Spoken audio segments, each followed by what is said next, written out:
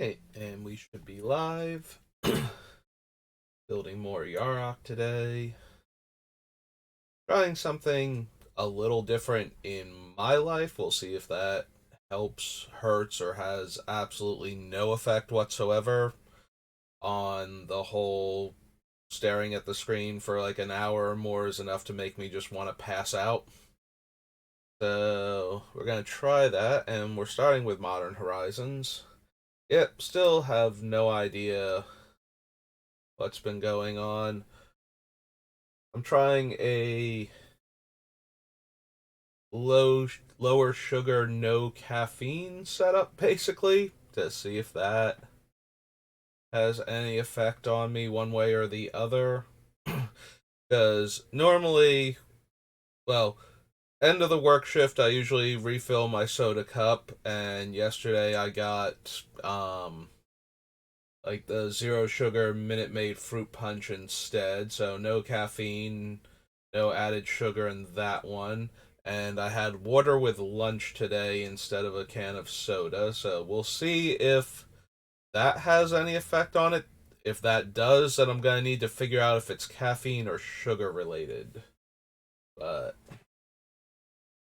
and if it doesn't affect it, then at least I know it's not that. So anyway, starting with Modern Horizons, looking for cards for Yarok. So, unfortunately, there are no Phyrexian bears for Ayula to hang out with and put counters on things. Gains Indestructible.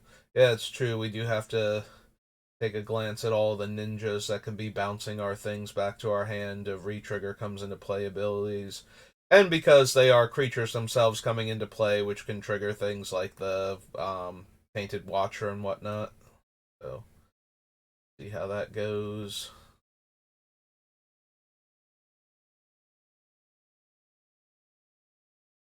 Roll another snow permanent. No. No. Nope.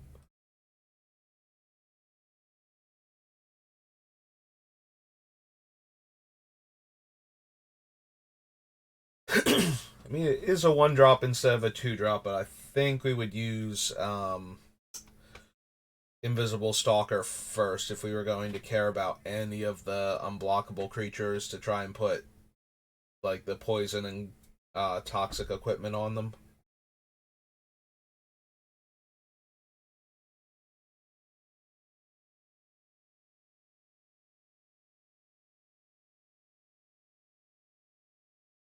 Evasion.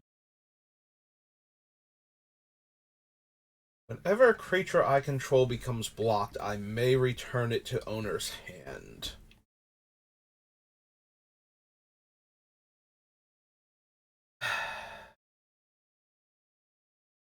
So the obvious thing is that we have a lot of creatures that are small and have, infect, toxic, distribute poison counters somehow if they get through.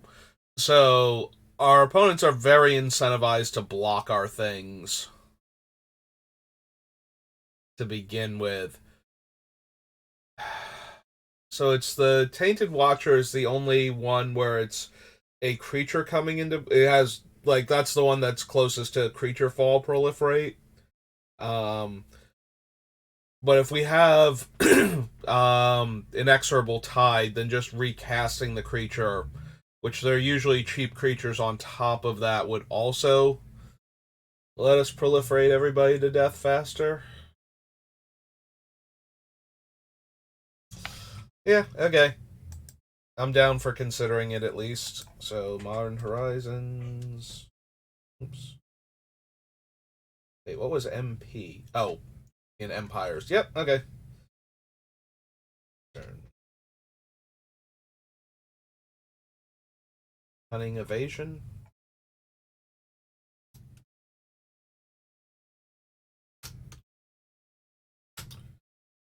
One blue for an enchantment.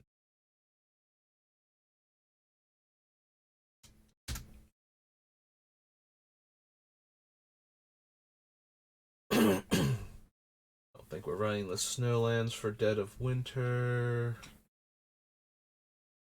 Similarly, squirrels are not Phyrexians yet. Although Tatsuki fighting the one Phyrexian and the one artwork, maybe we will have a Phyrexian squirrel soon. Who knows?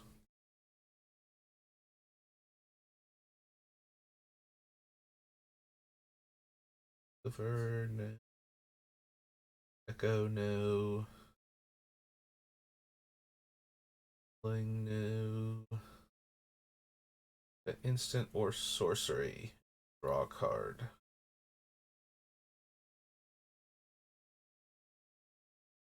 Nope. Nope.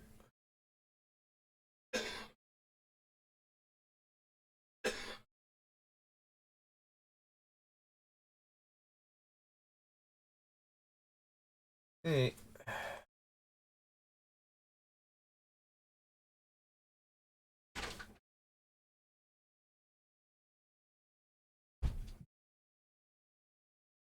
Hmm. Yeah, microphone seems to be picking up more background noise than normal.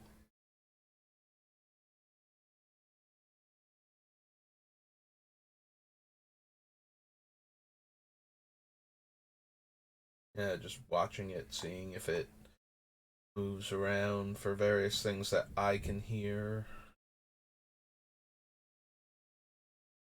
Shinobi. Ah, he's in the street. I did not know there was a fallen shinobi in Streets of New Capenna. Commander.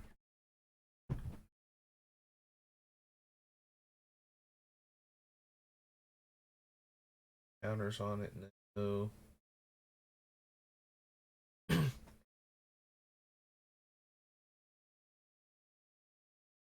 Destroy all creatures that entered the battlefield this turn.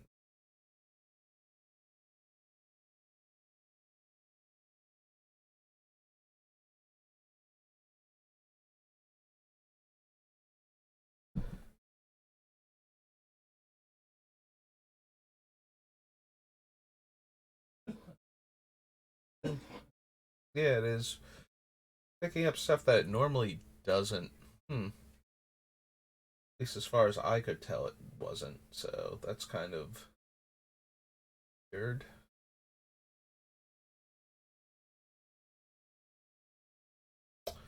Okay.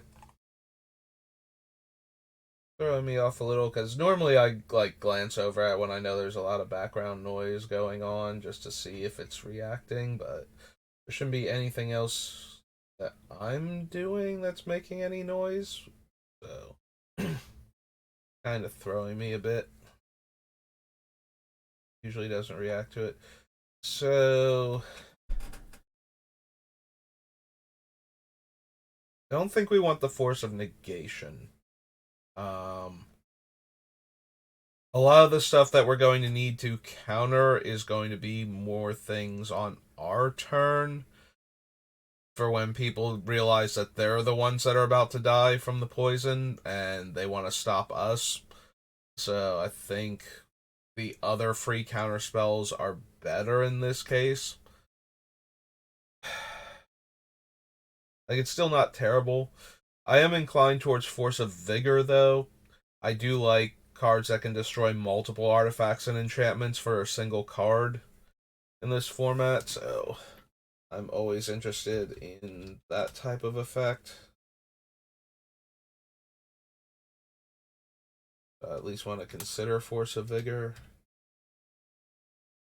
And yeah, there's an argument to be made for Force of Negation just countering sorcery speed removal for my guys and whatnot, but I don't think we want any um like free counter spells that don't work on our turn though. Like I said, I think that the things that we most want to counter are going to be when people realize they're the ones about to die to our poison plan and that they need to stop it right now.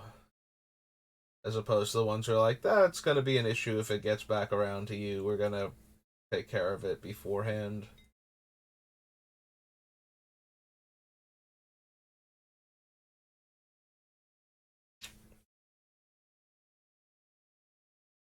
Draw a card. No. Combat damage to a player. Draw a card.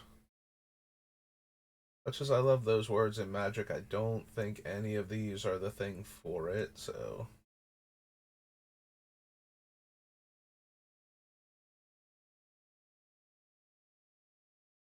Right. That this deck is the thing for them. There we go. Words. Words that have meaning. Aren't just cobbled together jumbles that don't actually mean anything when you analyze them.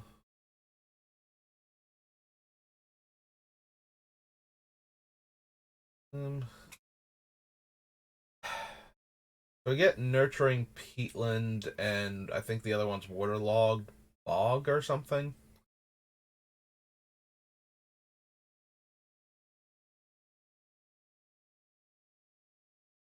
Yeah, I don't think we need either of those two. There's always at least a little bit of temptation for cards like that. Prismatic Vista, we almost definitely want with the Evolution Sage in the deck.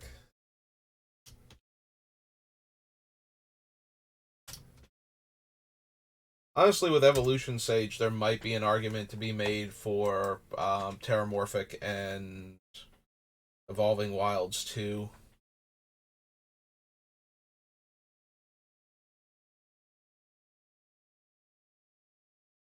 Yeah, we definitely didn't need the Phantasmal form, I don't think. Till end of turn, up to 2 target creatures each become 3/3s with flying. They don't lose any of their other abilities. It would target 2 of my creatures also for the Rot Priest. Eh.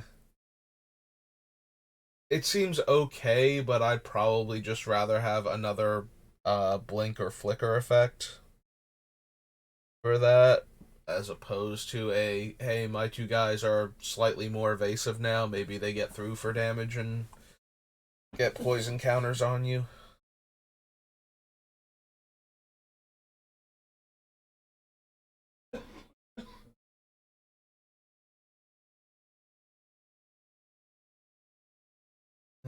Creature card from your graveyard to your hand, or 2 creatures that share a type. Don't think so. Like, almost all of our creatures are Phyrexian, so we would be able to get back 2 creatures, but I think we have enough other repeatable recursion in the deck where we don't need that. I'm not even 100% sure that those cards are going to make the final cut of the deck, so I don't think we want a one-shot one.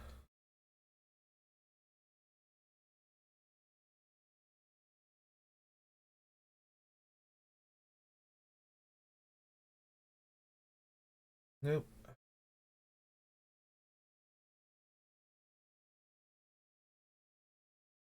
No.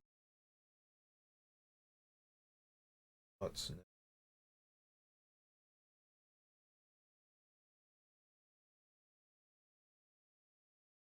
That creature's controller may pay 2 blue. If that player does, they may copy the spell and they may choose a new target for the copy. Yeah, similarly to the other card, making them 3/3 flyers until end of turn. Like, yeah, if I have enough blue mana, I can potentially target a bunch of creatures and then bounce them back to my hand and recast them. Yet they comes into play triggers again. Still doesn't quite feel good enough. I'm looking at swords now, and my eyes were immediately drawn to Truth and Justice because it does proliferate when you connect with the equipped creature. So yeah, I had forgotten about that one actually. So Sword of Truth. It's Truth and Justice, right? Yep.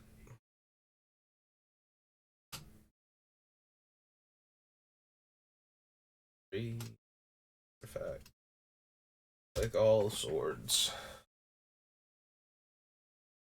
Yeah, we didn't do the on color or the ally color talismans rather, so we're not going to do the enemy color talismans either. And has cycling. I'm amazed it took till a Modern Horizon set for that thing to actually get printed. Like 3 mana, destroy a flying creature, and cycling for 2 in green.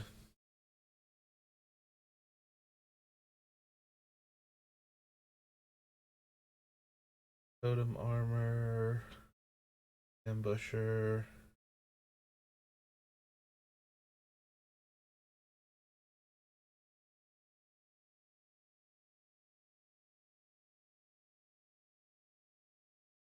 X. Yeah, I don't think so. Dead Augur. Earth.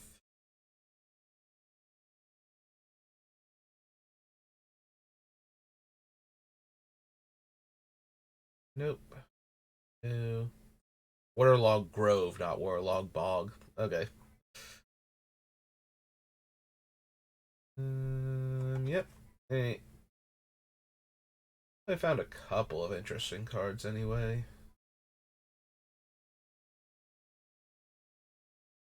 Horizons 1. For Modern Horizons 2.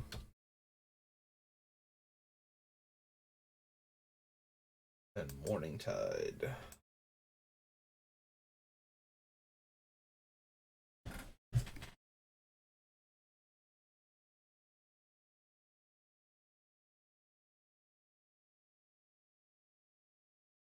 Harvest, Academy Manufacturer, no.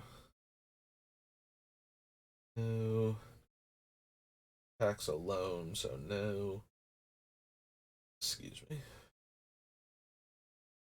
Archon. Force and Scavenge. Still not great.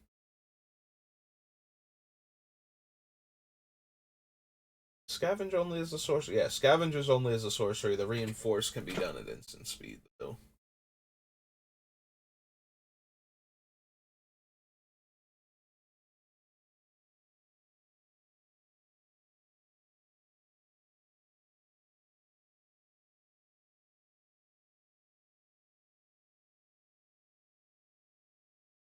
Don't have enough Planeswalkers. Yeah, we probably won't wind up running the Ichor Moon Gauntlet since I don't think I found enough Planeswalkers that I actually like for the deck to begin with. Like, there's a couple, but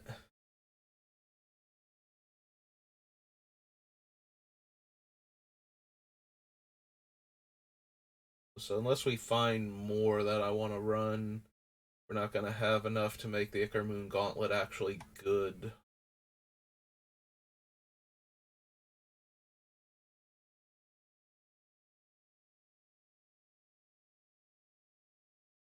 Discard a card, gain life equal number of cards you've discarded this. Nope.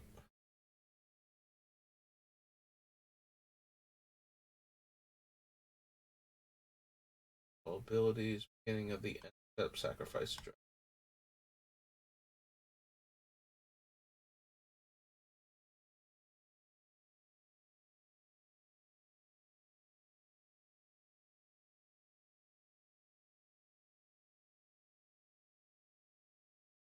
Endurance.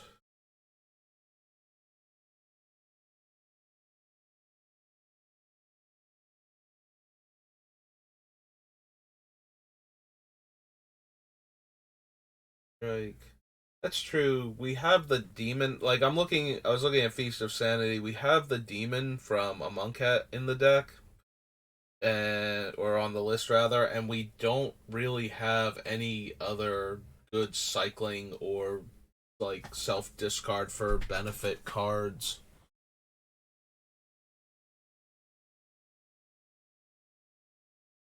So that one might wind up having to go also.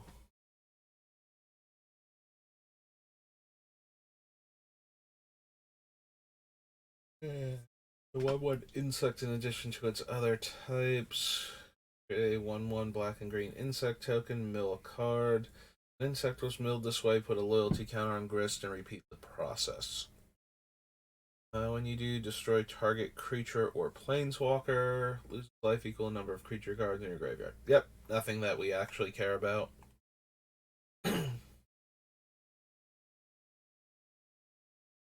Noble Hierarch. Cobra. Don't make enough tokens for Junkwinder, I don't think.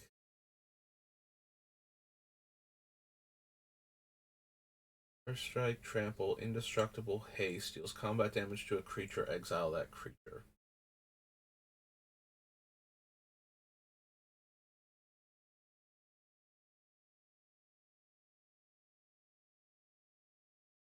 Other non-token creature enters the battlefield under your control. Investigate. Sacrifice X clues. Target opponent reveals the top X cards of their library. You may put a non-land permanent card with mana value X or less from among them onto the battlefield under your control. That player puts the rest on the bottom of their library in a random order. If we had more to do with the tokens other than either drawing the cards slowly or his own ability, maybe, because we could double up on the number of tokens we would make, or possibly more so with our Yarok Panharmonicon effects.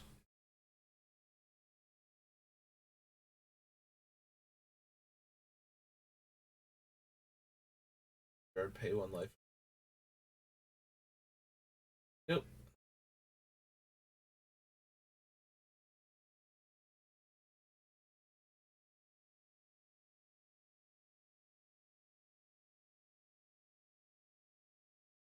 Murktide at all.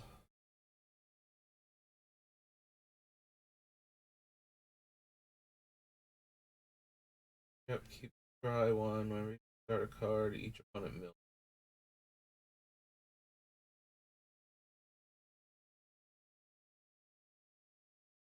Then artifact and or enchantment I control. Probably not. There.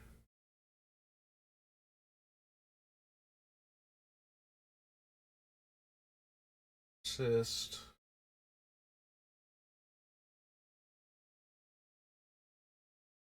Yeah, I feel like this is a deck where we would cut Profane Tutor because we wouldn't have room for it. Also, the deck has a lot more interchangeable pieces, so there are fewer cards I would desperately need to tutor for.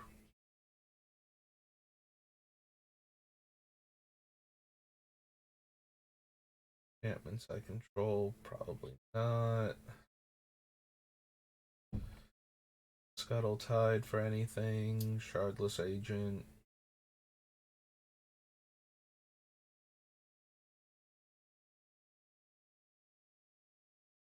Squirrel. Token dies. You can pay one. Yeah. Nope. Nope. Subtlety. Choose up to one target creature spell or planeswalker spell its owner puts it on the top or bottom of their library. Yeah, probably not versatile enough for what I would want. Cares about having enough merfolk.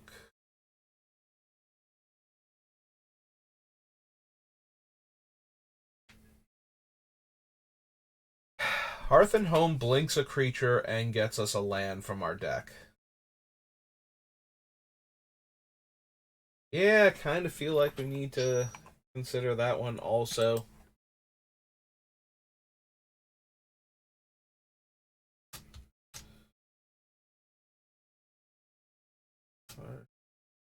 And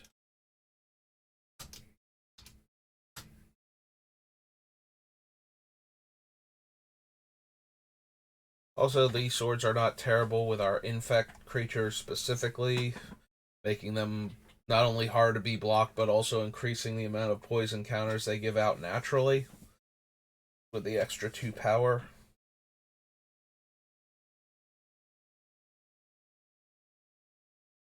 No. No. Non-legendary creature and put in your graveyard, then shuffle. Probably not. Don't need Urza Saga.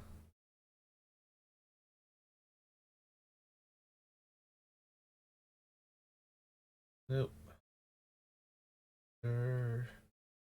Ends run.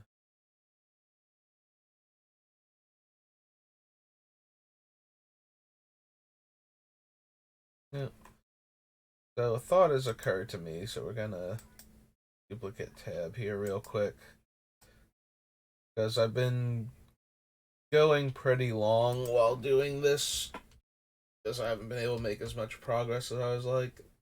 I just want to double check Yarok itself. Okay, that is what I thought. Is it's a permanent causes an ability to trigger.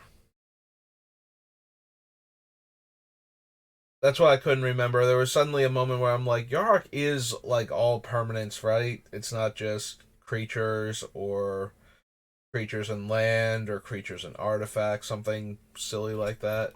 Is Panharmonicon for all things also, or is that one similarly? Yeah, okay, so Panharmonicon is the one that only cares about creatures and artifacts. That's probably what I was thinking of. Yeah, it suddenly got into my head. It's like, does Yarok actually work the way I've been assuming that it works the entire time? Do I need to double check that? Make sure that I haven't been working on the assumption that it's worded differently than it actually is. Alright, last card that begins with M.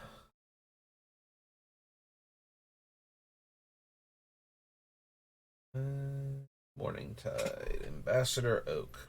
Nope. No. Go to Bitter Blossom.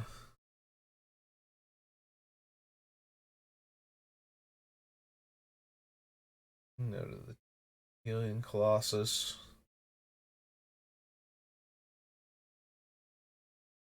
Although Colossus is funny with what's its name? The grafted exoskeleton. Pretty much one shots a player with its activated ability. And the Pro Black makes it a little harder to block in some cases, so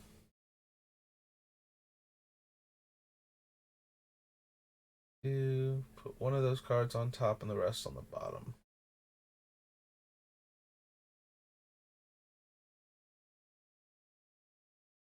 Wand. What's the other one though? There's another equipment. I think it's like Thornbite staff, but it might be too expensive for what we're trying to do here. Your library for up to 2 forest cards and put them on the battlefield. Tap then shuffle. Nope. No. No. More no's. Druid spell, draw a card. 7 untapped druids gain control of all lands target player controls. Yeah, we don't have enough druids for that, even if we wanted to do something that silly. Um, I believe the Rot Priests, like both of them are druids, but I'm not 100% sure on that.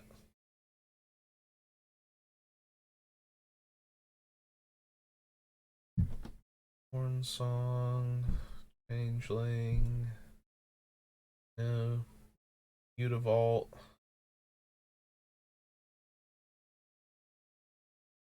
Back, Battle Axe, Warriors, +2/+1, and Haste.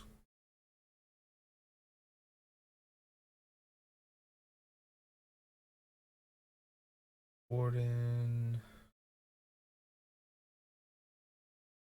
Nope.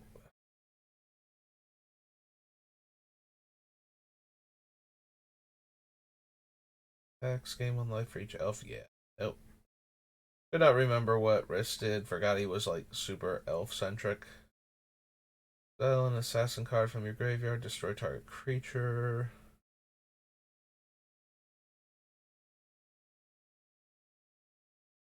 I don't think there are a lot of assassins in Phyrexian color, or like the Phyrexian creature type, especially not for what we're doing. There's Thornbite Staff. So that's the Shaman one, which we won't have for the free equips.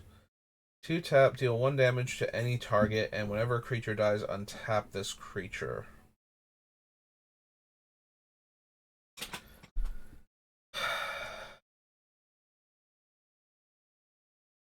It's 1 more to equip than Viridian Longbow, and it's 2 more mana to use than Viridian Longbow. And I think that's going to stop it because I'm not even 100% sure we're running the Longbow.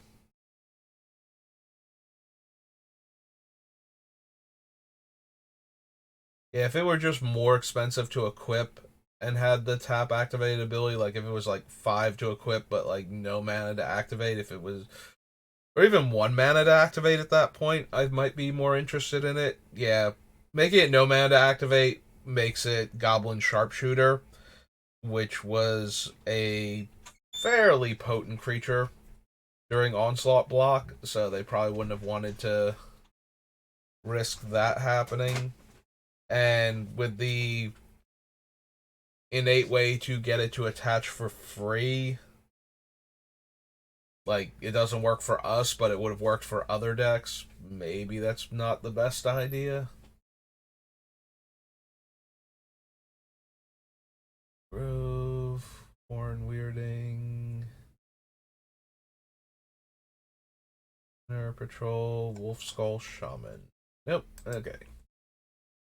Morning Tide. On to Nemesis.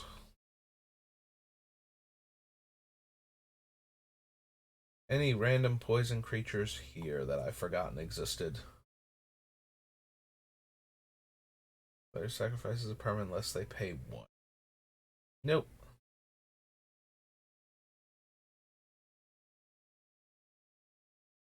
They put a creature card of the chosen type from your hand onto the battlefield. The problem is most of our stuff is not that expensive, so being able to put it on the battlefield is essentially just giving it flash and sometimes making it cost more mana. Because it's not like we're running things like Paladin of Predation or anything, so our primary poison creatures are going, like, large poison creatures are like the Hydra and the Juggernaut, I think. Like maybe 1 or 2 others. Yeah, I don't think we need Balbase Portal. Also, with how it would work in our deck anyway, I'm wondering if we just wouldn't want the, I think it's Dragon Arch or something, where it's like tap 2 untap creatures to put a creature into play that shares a type with them, since our guys are cheap anyway. For the most part. Don't need Days, don't need Death Pit Offering.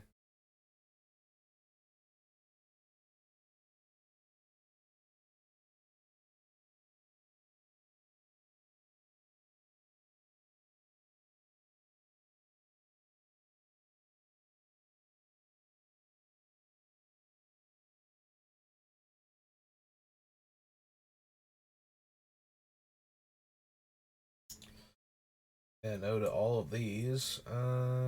Cast it without paying its mana cost. Target player gains 6 life. Nope. There's the one I think I thought Refreshing Rain was, where it's destroy all enchantments. I'd have to have a forest and gives, because giving players life in this deck doesn't really negatively impact me unless it stops somebody else from killing. It is each other player too, so I'd be giving 6 life to everybody. I don't know that destroying enchantments specifically is where I want to be doing this, but it is kind of interesting to consider it for, because there's also the pump spell that we passed up in Mercadian Mass, which probably still getting passed up on. Can't remember if there's one that's. I think there's a creature too that lets your opponents gain life to put into play without paying the mana cost. I guess we don't really need any of them. Like, they're not hurting us, but they're also the effects aren't good enough that they're actually helping us either. So, yeah, I think it's this one here.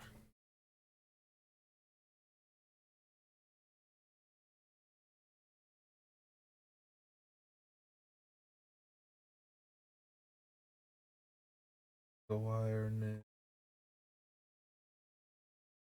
Rain generator new.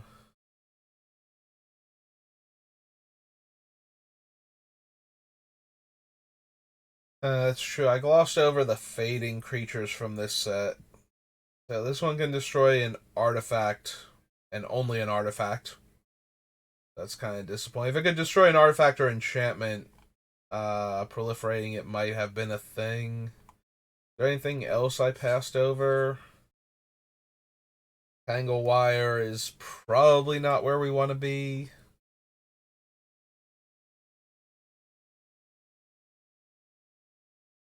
Yeah, I don't need any cheap, efficient creatures because none of them have the keywords I need.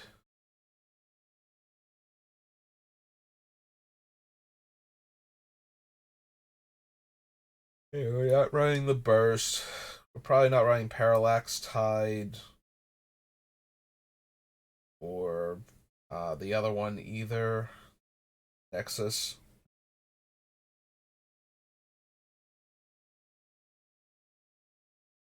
Although Parallax Tide is super obnoxious, but it'd be really hard to get it to the point where we would need it at to take multiple players functionally out of the game.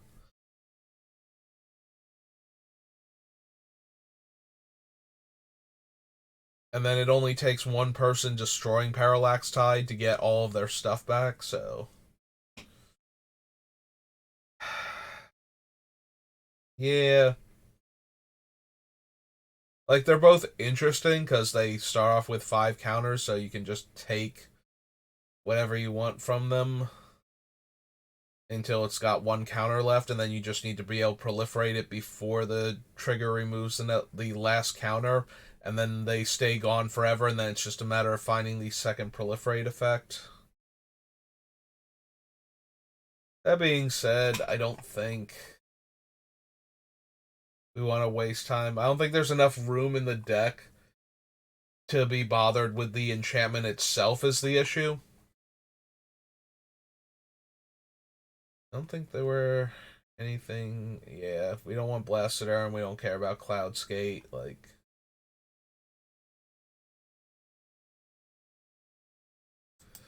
yeah, I think Parallax Wave or Parallax Tide. Sorry, I think Wave was the white one.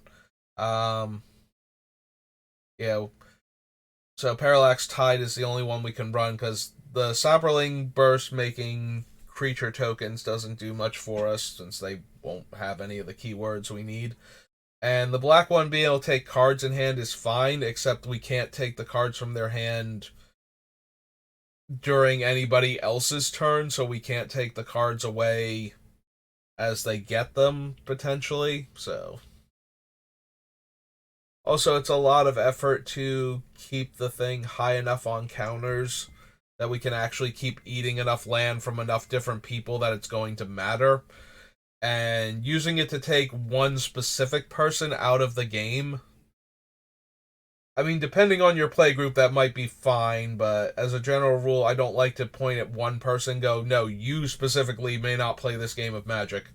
Unless they have intentionally brought something, awful and terribly unfun that nobody else seems to be enjoying playing against either. But they don't want to get rid of that deck, and we're not willing slash ready to kick them off the table yet and continue playing without them. Then maybe I want to be able to smite one player in particular. Hey, time to double check new Phyrexia, make sure there's nothing we suddenly want to add in that we didn't already have. Now that we have more cards for the deck. Grim Affliction, Metamorph, Swarm Lord, and Viral Drake were the only ones that made it initially.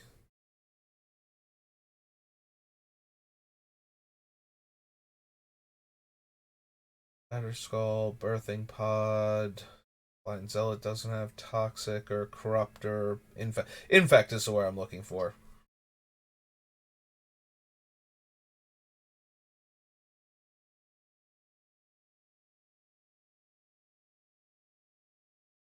Charge counter makes a golem. Define, there's Corrupted Resolve, Death Hood.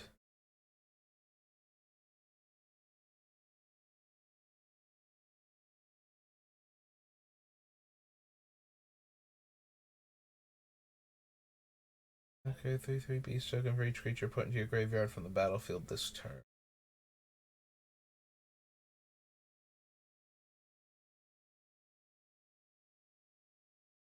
Nope. Yeah, we're not running Glistening Elf, or Glistener Elf, rather. Glistening Oil is one of the ones. It makes the creature infect, but then it keeps getting smaller, and I don't see us putting it on an opponent's creature to get them to help us while killing their creature slowly, so. Or quickly, because it would put a -1/-1 counter on their creature, and then we'd be able to proliferate it to death. Affliction already made it.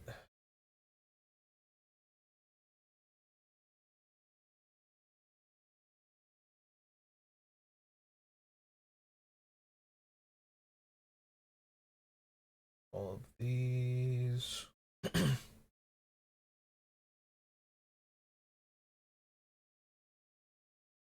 Right, Mind Calling, Mortis Dogs does not have the thing.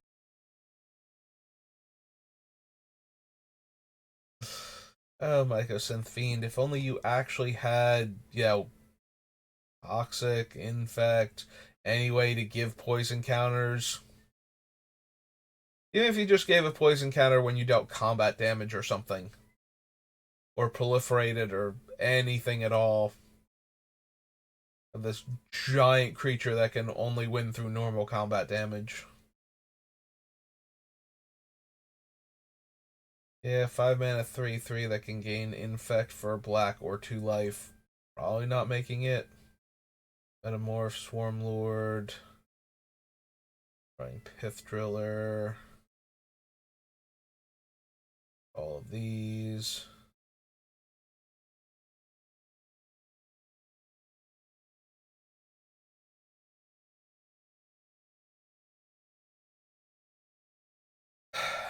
We did pass on the Reaper initially. um, Probably because it's 5 mana. And 2/5 is also not as amazing. Like, normally in, like, constructed magic, a 2/5 that would put 2 -1/-1 counters on anything that blocked it would actually be somewhat problematic, but in Commander, it's pretty easy to just have like a 5/5 to block and eat it, and now it's a 3/3, and our guy didn't get through. We would give them 1 poison counter for doing that, though. Hmm. Yeah, still probably not.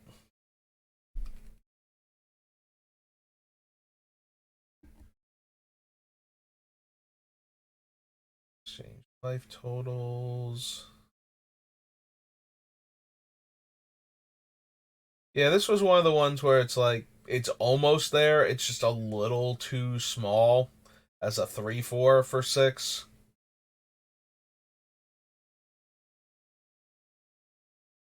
Like, I would rather run a creature that lets all of my other creatures do the same thing, assigning combat damage so they weren't blocked in order to get the poison damage on them faster.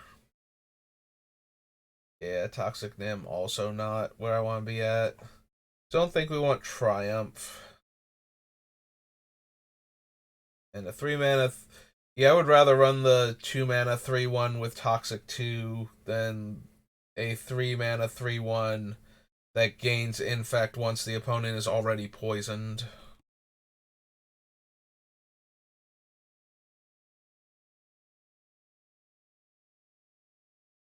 Yeah, I don't need the Whispering Spectre. Okay, so yeah, nothing in any of these, like, or in any of these, in New Phyrexia that we weren't already running, so none of those really spoke to me. So I get to move on to Oath.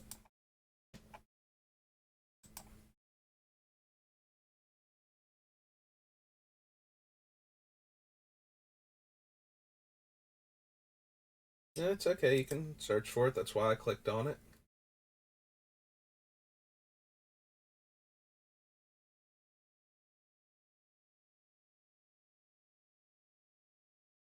Unless its controller pays 1 and make a colorless Scion.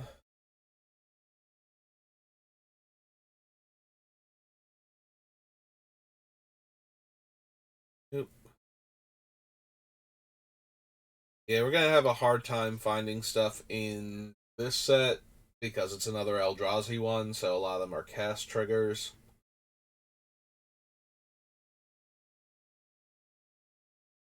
Also, this was the Colorless Matters set, so.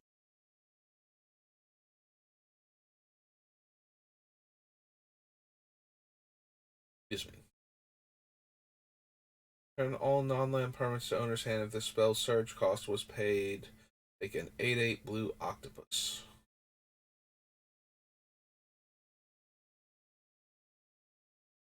Forms.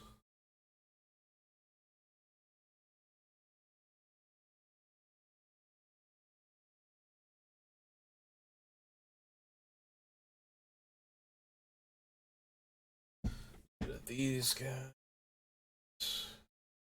Nope. Nope.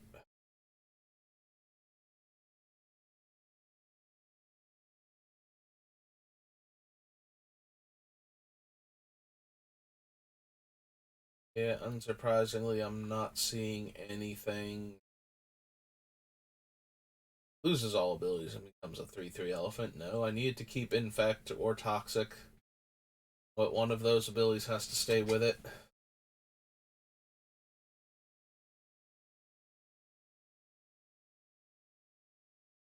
Truth, business.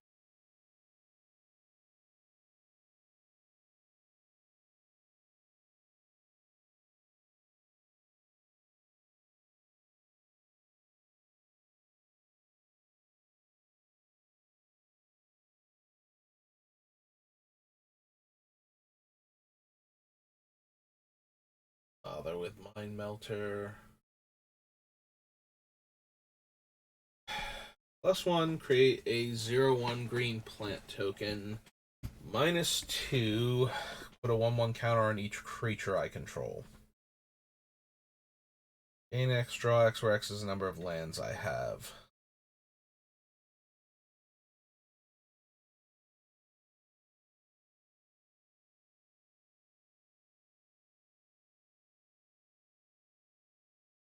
Yeah, she's only okay at best. She's basically a sorcery speed, put a 1/1 counter on each of my guys, then maybe do something else, and I don't think that's quite good enough.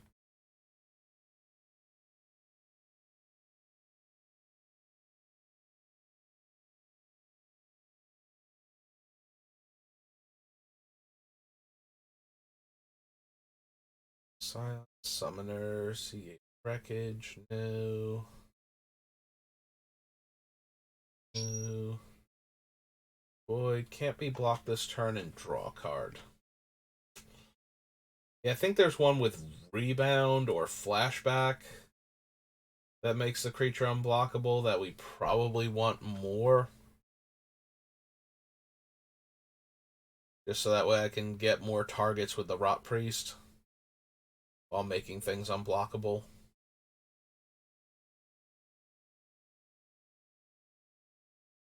+1/+1.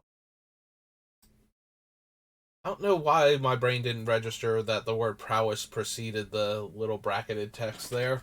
I'm like, why isn't it just prowess? It is just prowess. Okay, good job, brain. Um, proud of you, I guess. Good job.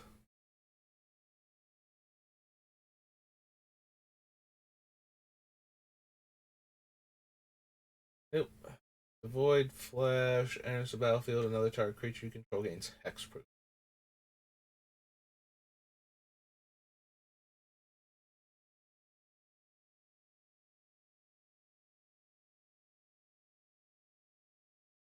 Target creature with power toughness 1 or less, counter target sorcery, or make a scion. Nope.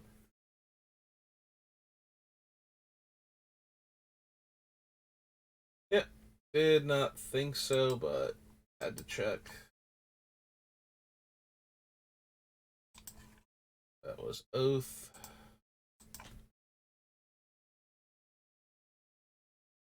Odyssey and Onslaught next.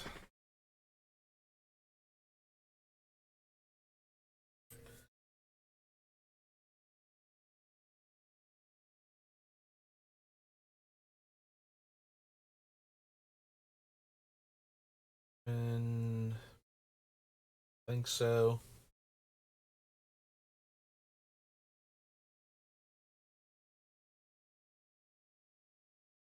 Yeah, still don't think so. I was I was briefly considering him like being able to tap all of our opponent's non-flying creatures and then untap. Seems like it make blocking a lot more miserable, but end of the day, that's probably not good enough. Also, there's always the chance that somebody will have something where it's just like, well, now I kind of have to tap during your turn pre-combat rather than waiting, and now I don't get to use Abishin the way I wanted to, and I'm only doing this because I think you might murder me, possibly because I have Abishin, you know, and you just need to stop all your stuff from getting tapped every turn. Or, you're just trying to kill me because I have the poison deck, and most players do not care for the poison deck.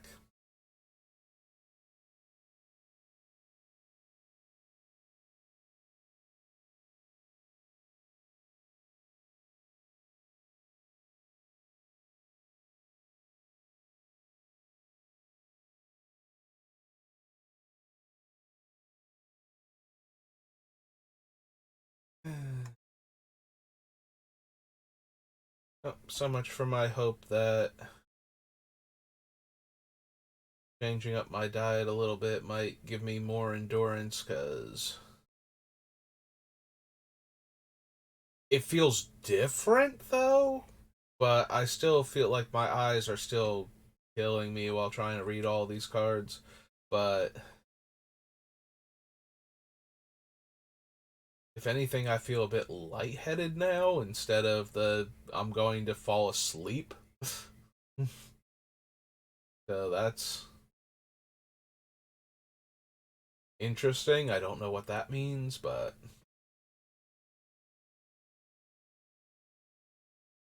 that. Trying draw a card. Really helping anything.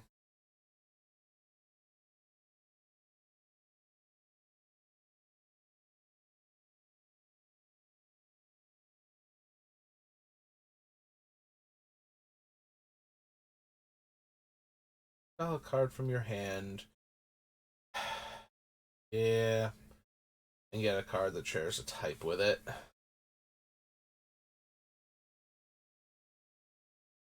Oh man, they're gonna have to update this to include the word battle soon. Still no clue what they do, but apparently there are going to be double face cards of some variety. Yeah, apparently one of the ads for, to get distributors to pre-order and whatnot, one of the selling points of the set is that there are double face battle cards in each pack, like one. So that implies, like, it's basically in the pack in place of like another card. So very similarly to like how you were guaranteed to get a legend in Dominaria. It seems to be that where you're guaranteed to get one of the battle cards, which you combine that with the legendary creature subset that's in there, similarly to Strixhaven and Brothers War and whatnot. I wonder how much more often we're going to be seeing that, because it went over well in Strixhaven, and then they didn't do it for a while, but then they did it for Brothers War, and now they're doing it again, and I don't know, like, if that was just there was not enough time to get the bonus sheet into any of the other sets, and they didn't want to rush it because they didn't want to accidentally introduce cards that would absolutely destroy the limited environment. Look at you there, Wormcoil Engine. Although Wormcoil Engine, I never played against it, and I never opened it, so I did occasionally see people with Wormcoil Engine, though, like watching other people draft, and it seemed really, really good. Oh, I'm sorry, no, I did play against Wormcoil Engine once, and it was hilarious. Because I had two of the blue 2/1 flash flyer that can bounce another soldier. Well, bounce another creature, and if it's a soldier, it gets a 1/1 counter. And I blocked. I kept blocking and then casting the other one to bounce the one that I blocked with. Then attacked on my turn with the one that was in play. Then played the other one to bounce that one so I would have it as a blocker. Assign blockers, play, bounce. Yeah. It was very entertaining for me and very, very frustrating for my opponent, who was thrilled that they had gotten Wormcoil Engine and was so excited about being able to steamroll players with it.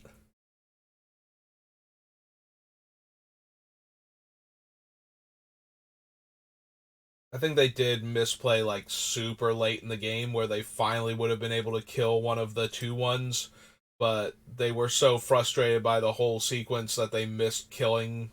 They missed that I was going to be tapped low enough to kill one of the 2/1s without being able to bounce it again.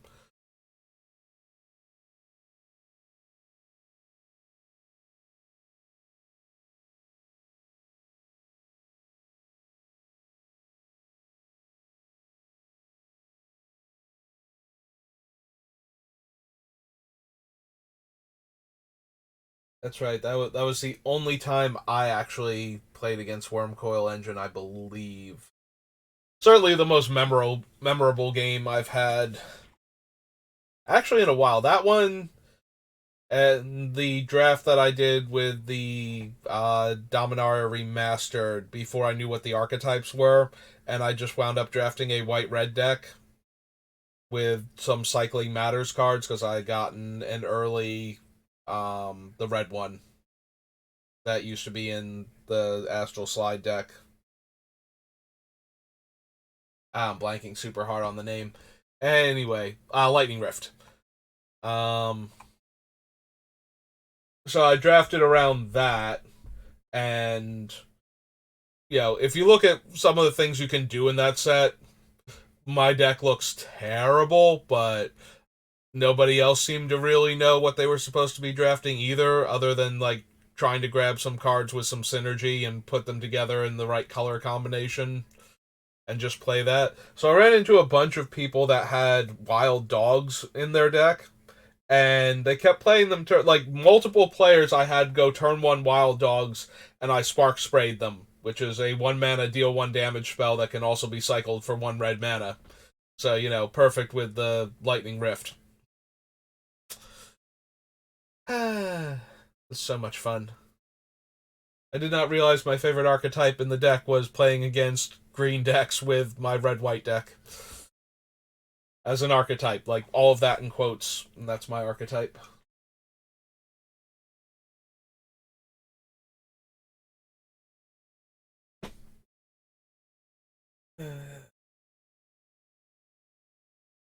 Yeah, not seeing. You would think that maybe there's something in here for or at least the Archfiend of Ifnir, the demon from Monkhet. Since there was a whole lot of, hey, you can discard cards for value in this set.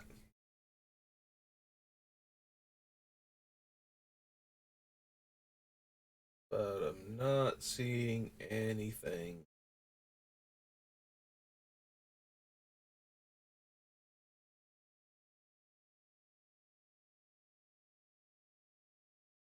There's a typo in Standstill. When a player casts a spell, sacrifice Standstill. If you do, each of that player's opponents draws 3. Oh, wait, no. Maybe that's not. Each, yeah, sorry. It's the each draws. I just read it as that player's opponents draws 3 cards, but it's each of that player's opponents. So, nope, no typo. Never mind. I can't read. Yeah, like I said, I don't feel like I'm falling asleep, but I do feel like my eyeballs are being crushed still. So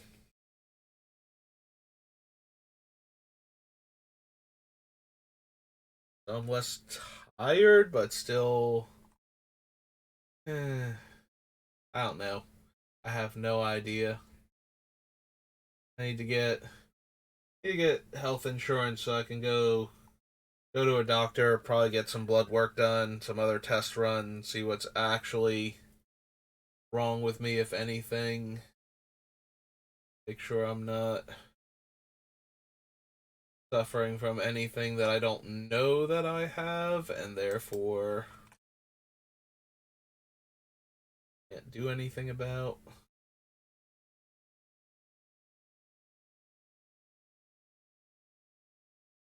I don't think we're running zombie infestation. Yeah, none of the cards in this set. Gotta go back the one page and check the bottom again real quick, because I feel like I sped through it a tiny bit too much, but I'm not running time stretch in this deck. Yeah, I'm not seeing anything. Okay.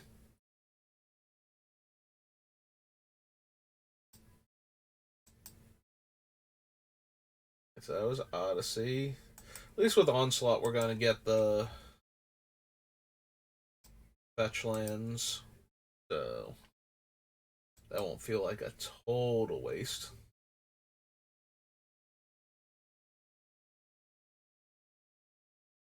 For each bird I control, 5 cards. Opponent chooses a creature card from among them. Put that card onto the battlefield and the rest into the graveyard. Such a weird, mediocre card. Like, obviously, it's at its best when you reveal one creature, and that creature's amazing. But it seems so hard to set up. Like, even to have, like, each of the creatures be amazing, so that way it doesn't matter what one they choose. So, permanent by replacing all instances of one creature type with another, the new creature type can't be wall. Or wall tribal decks not getting to play with any of these cards just because they didn't want them to mess with the opponents using the old rules for walls. Yeah, walls used to having the creature type wall used to carry the defender keyword inherently, and then they decided to stop that. But it used to be if your creature became a wall, it suddenly couldn't attack. Despite the fact that it had no game text to that effect, it became creature type wall.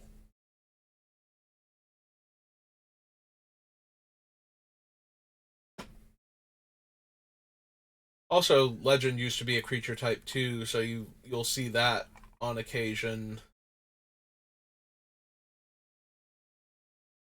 on cards from like this set and other sets back then. Oh, there's Bloodstain Mire.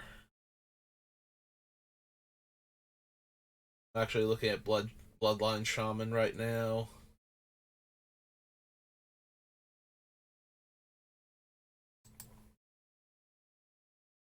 So you want slot.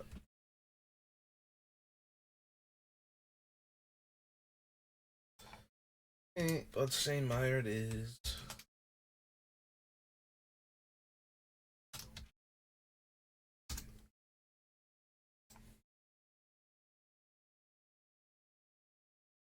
Damage, you may create that many 1/1 green insect creature tokens.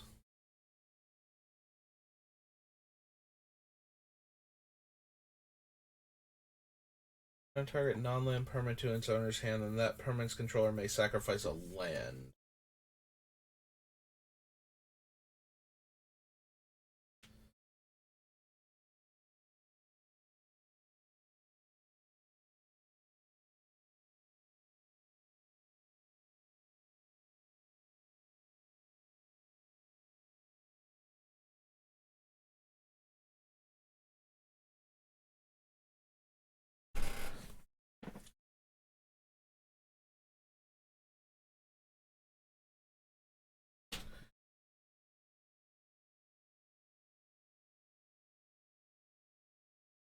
Yeah, I was looking at Chain of Acid specifically and trying to wrap my head around what that looks like in a multiplayer game.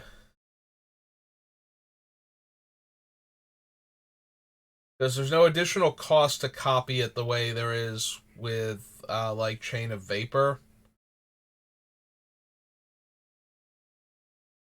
So I would destroy a non-creature permanent, excuse me, and then that permanent's controller, so I would have to not have anything they really wanted to blow up, and there would have to be something else at the table they also wanted to kill, and then that player, like, if there's enough stuff that other players have, that's terrifying to me.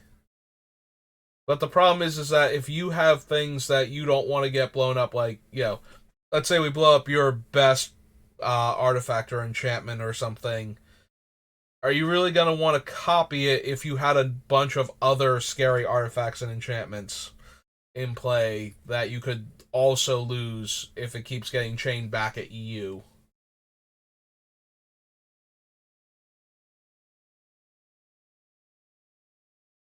Yeah, I was actually initially looking at Chain of Vapor because I couldn't remember. It's sacrificing a land to bounce additional permanents is the thing. But I couldn't remember if... Oh, wow. Maybe I am getting tired, too. I didn't think that I was before, but I keep kind of trailing off still. It's weird. Like, I've got eye strain, and I'm a little tired, but it's not like normally at this point in time, if I was feeling both effects, I'd be ready to pass out. Like I would actually almost be losing consciousness while doing this.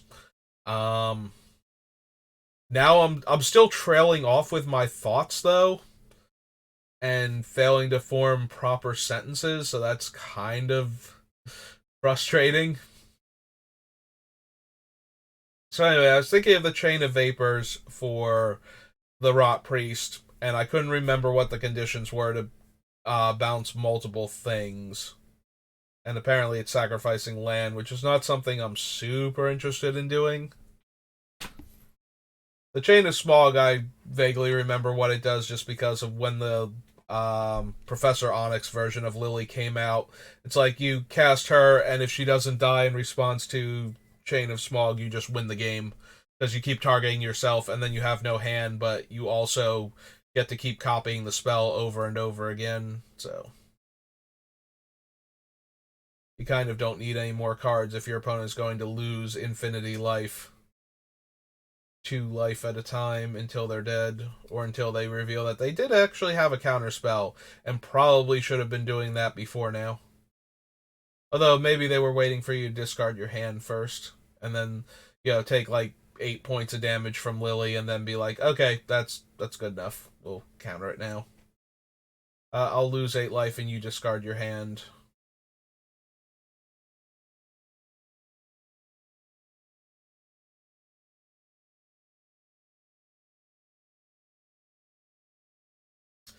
All right, so I didn't like the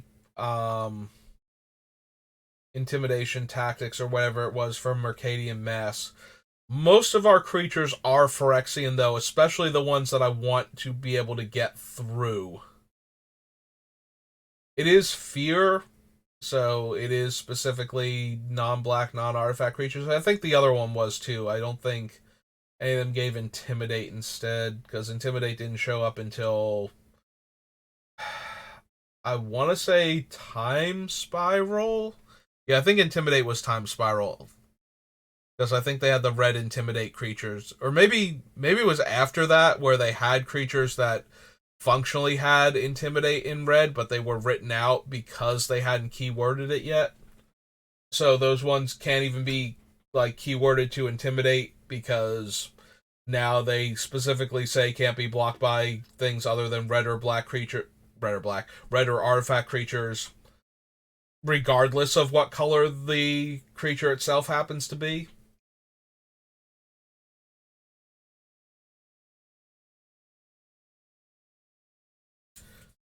Yeah, maybe they should have gone with Intimidate color instead, where only artifact creatures in that color could block it. But then it's worded weirdly because intimidating that color, you would think that that would be the only color that couldn't block them because they're intimidated.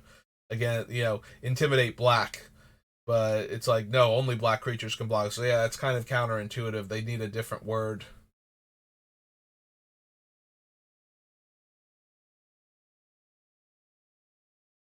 Or maybe intimidate non-color, so that would, because the worst part about intimidate is it works terribly on gold creatures because the gold creatures have more colors and therefore have more blocking options. Because you're way more likely to run into an opponent that has one of the two colors that you're playing instead of running into opponents that, when you have one color and you have intimidate.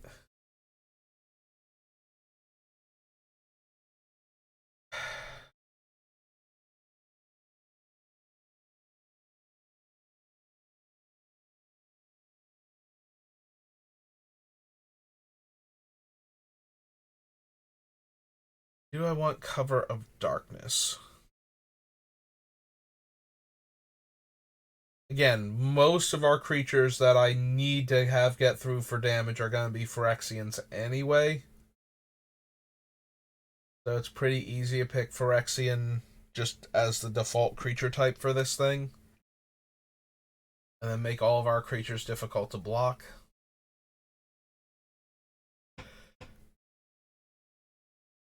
Yeah.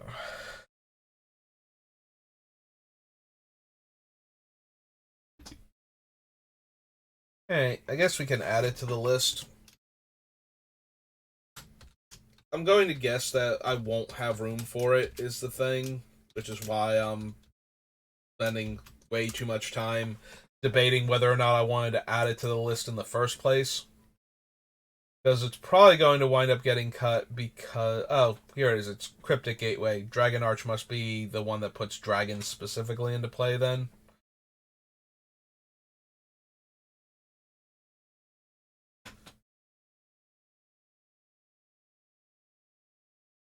Yeah, it's still not anything I think we want.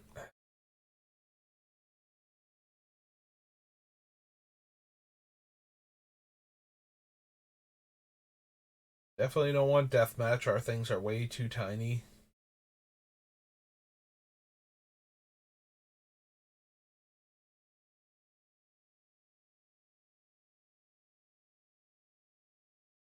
If you're to the battle.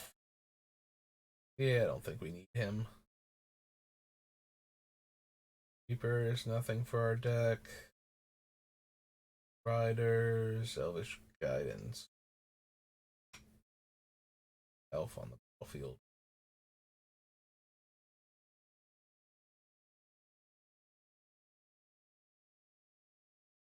Elvish Vanguard. Nope. Cast enchantment spell, draw a card. Think so. Up to 2 basic lands and put them on the battlefield tapped. Okay, so explosive vegetation is not the one we want. We want the one that gets to forest specifically. Since we have enough dual lands. Like, we could run explosive vegetation also, but I don't think we need to. Yeah, I think I want the one that gets specifically 2 forests from the deck into play tapped. Is that from Invasion? Did we already pass that one? I have to double check, I think.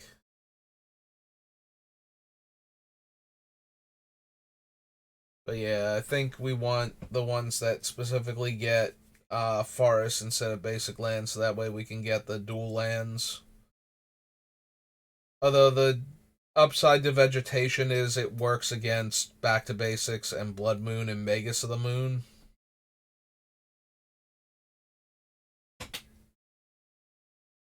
I don't know how much room we're gonna have for land-based ramp, but I do want some of it in the deck.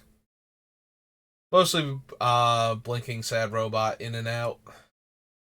Who can go get basic lands. Also, yeah, maybe we just um, skip the explosive vegetation and focus on the one that can get forest then.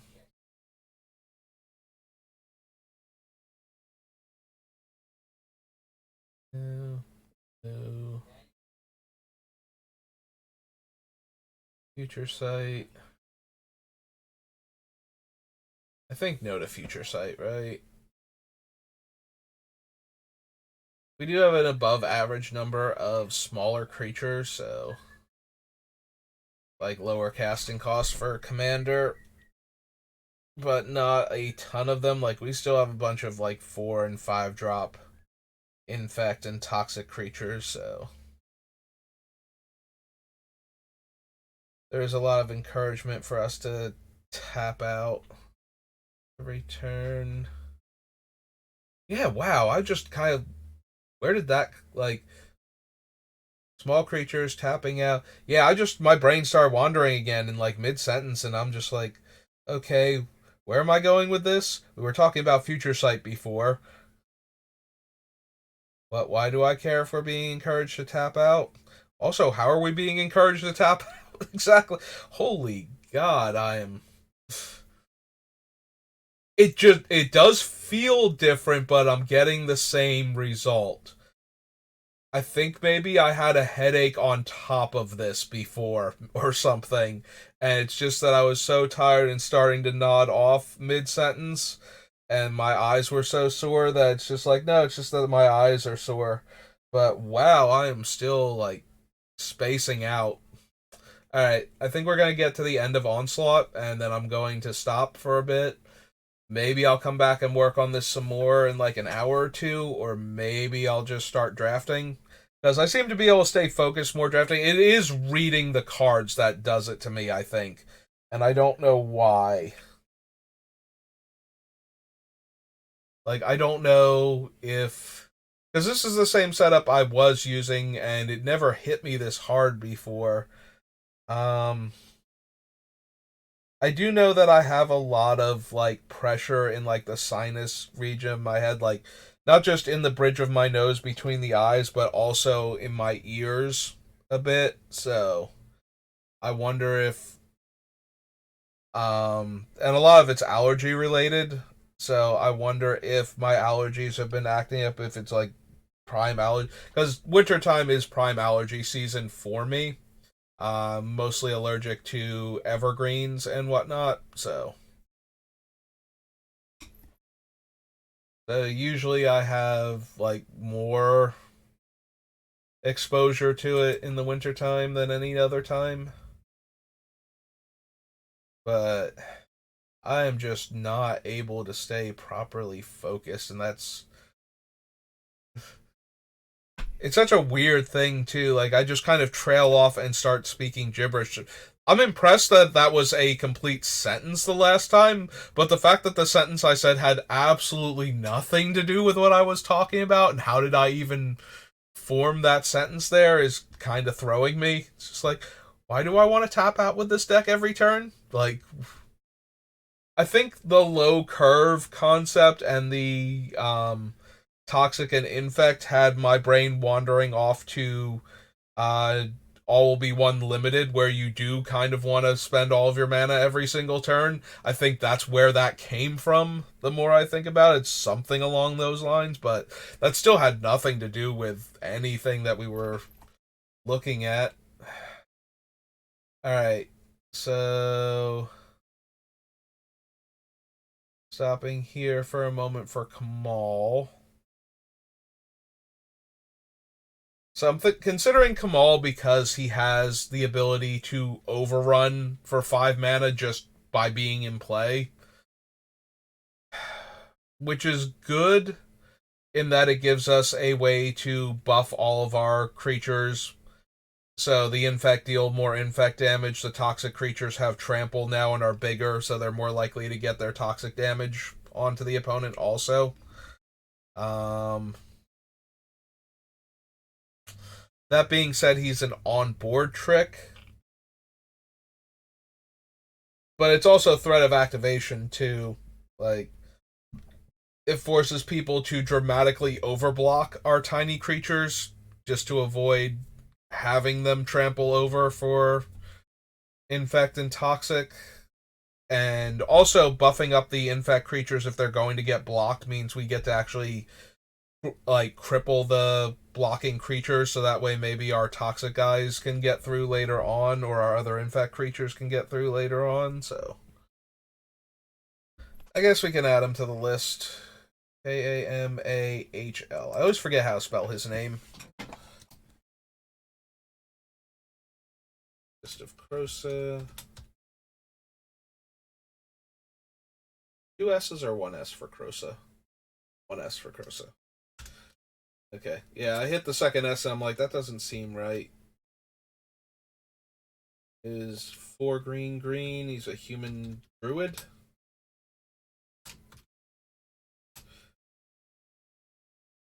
Okay.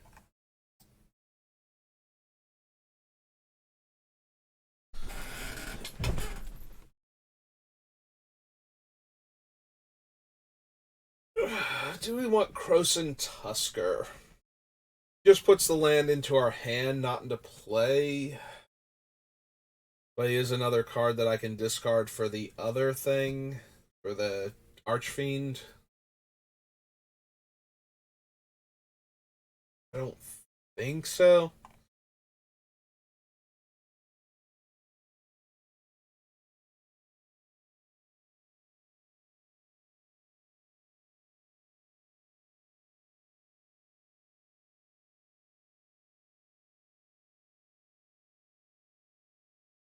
Hmm. Was the Ultimus from Scourge then, or Legions? I forget now. I guess it ultimately does not matter.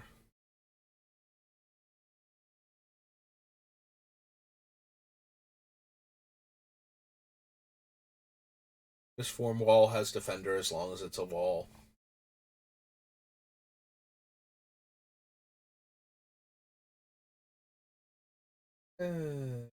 The things you have to do to make up for how the cards work nowadays. Mythic Proportions, +8/+8 and trample for 7 mana at sorcery speed, and it's an aura, so we get the 2-for-1 blowout. Yeah, no, I don't think so.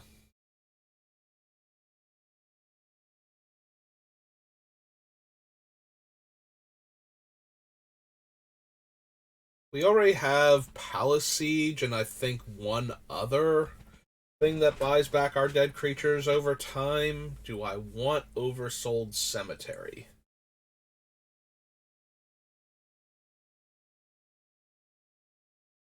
Because we could add it to the deck also, because I feel like a lot of our little guys are going to die. The benefit to that being that a lot of them have infect and therefore are weakening the opponent's creatures consistently each time that they do it. Also, getting back our creatures so that we can put them back into play to re-trigger the comes into play effects that we're trying to trigger. Yeah, I suppose we'll consider Oversold Cemetery.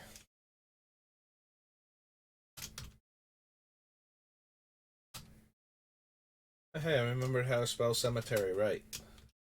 Take that, Stephen King. Your horribly misspelled Pet Cemetery.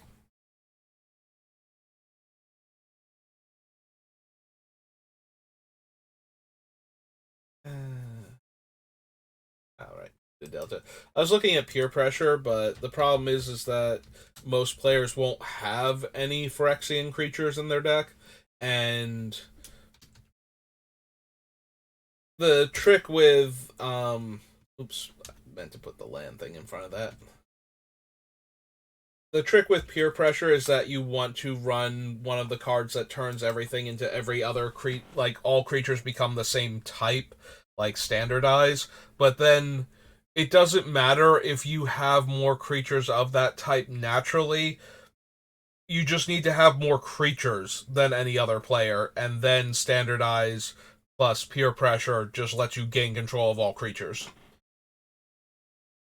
So it does not matter what the creature type is, it matters the volume of creatures you have if you're going to do that. Otherwise, it has to be a very common creature type where you're very likely to encounter another deck running creatures of that type, and you still have to be the one that has the most of that creature type on top of that in order for the peer pressure to do anything.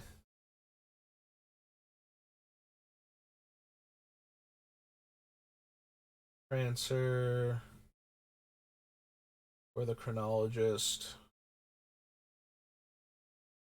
Most of our guys are Phyrexians. I don't know that we have any unique subtypes that I would desperately want to tutor for, and I don't think that we do.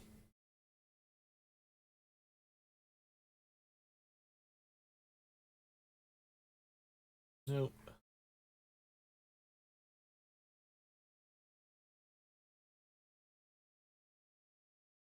Destroy that creature. Nope.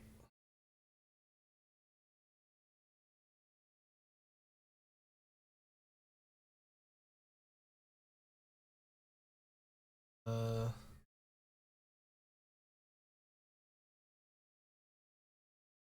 yeah, they're standardized. So you choose a creature type other than wall, and each creature becomes that type until end of turn. So you just have the most creatures out, you play standardized, then you play peer pressure, and you just gain control of all creatures. Because it's really, really hard to get your opponent to also be all in on the same creature archetype, and you have more creatures than them, so. Now, obviously, this combo never did anything, but lots of people were excited to try and make it work when the set first came out, so.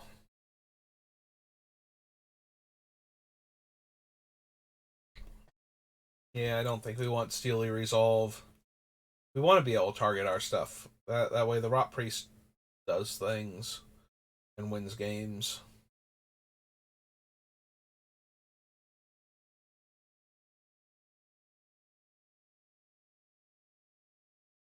Uh, gains flying, becomes the creature type of your choice until end of turn. Top 4 cards, put them back in any order. Nope.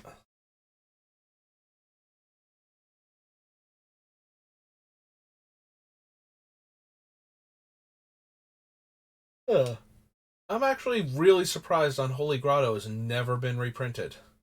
Like, I know Volrath's Stronghold is on the reserve list, but I don't think Unholy Grotto is. And I'm kind of surprised that there's never been like a commander deck themed around zombies that you would want that for.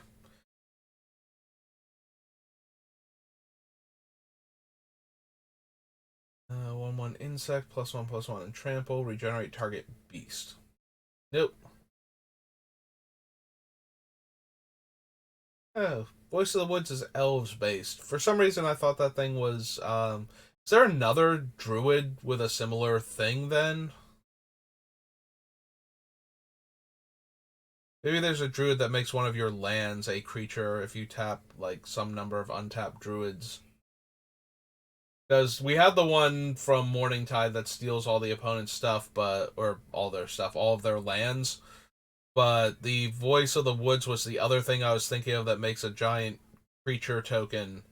And I could have sworn maybe it's because most elves are druids, so there's a lot of overlap between elf and druid, including the one thing being an elf while caring about druids. So maybe that's where that came from in my head. For sure.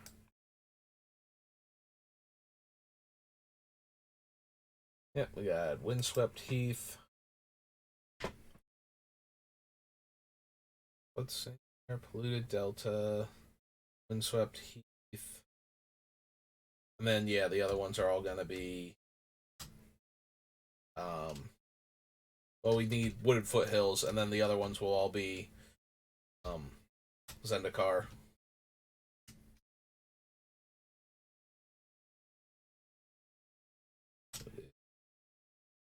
Foothills, because well.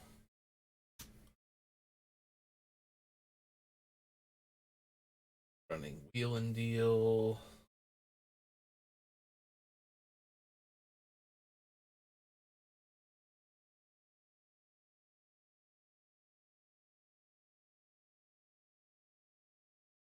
Foothills, Words of West.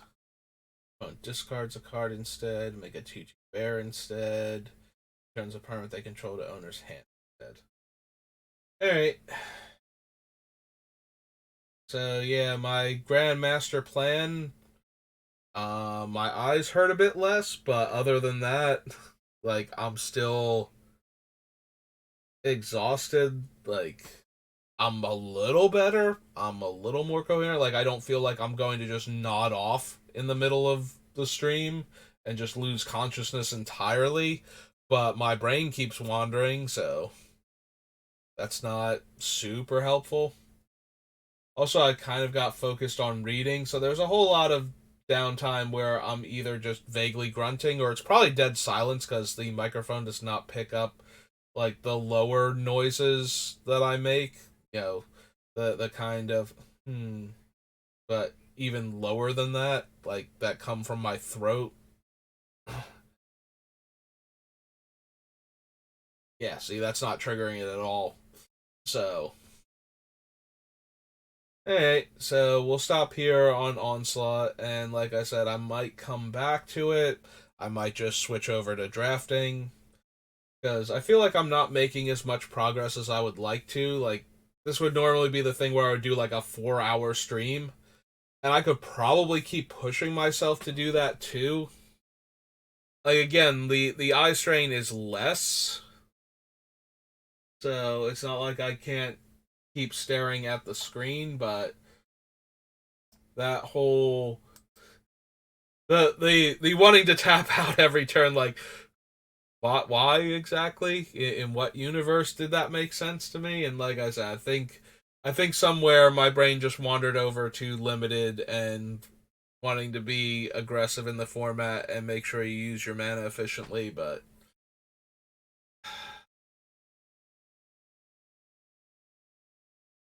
yeah, I feel like if I keep pushing like, I know I can keep going, but if I do, I'm gonna have more moments like that. So rather than force it, just take a little bit of a break, come back in a bit, refreshed, and then see if I want to keep working on this or if I just want to flip over to drafting. But that's gonna do it for me for right now. So thanks for watching. I hope you enjoyed my random, I don't even know what to call it, like my thought dissolution, my train of thought derailing. Yeah, I don't even know what to call this. Like, just completely lost where I was mid sentence and just started in a different direction than where the sentence had begun, and it's just so weird. All right, we're gonna end it there. Thanks for watching. I will see you next time. Have a good rest of your day.